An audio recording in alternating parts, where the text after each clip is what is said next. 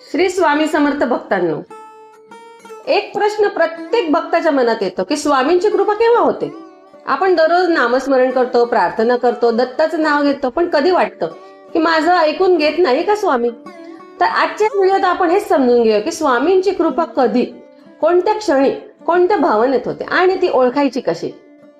तर स्वामींची कृपा हा शब्द छोटासा असला तरी त्यामागे गूढ शक्ती असते.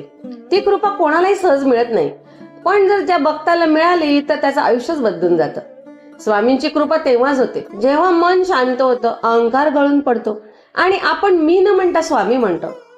जेव्हा तुम्ही म्हणतात की स्वामी मला काही नको, फक्त तुमचं प्रेम द्या, आणि तेव्हा स्वामी स्मित करतात.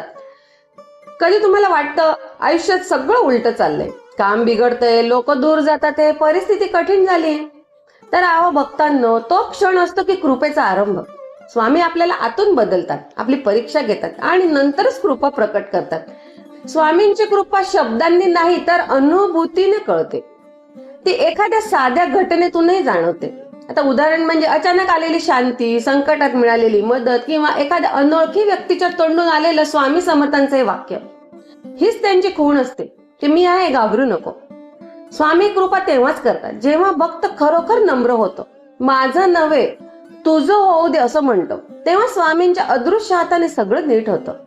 पैसा, आरोग्य, नाती, मनशांती सर्व त्यांच्या आशीर्वादाने संतुलित होतं. म्हणून लक्षात ठेवा, स्वामींची कृपा विलंबाने येते पण नेहमी योग्य वेळीच येते. तुम्ही फक्त भक्ती, श्रद्धा आणि नामस्मरण सुरू ठेवा, कारण जिथे स्वामी समर्थ म्हणणारा भाविक उभा असतो तिथे संकट मागे हटत जातात आणि कृपा आपोआप चालत येते.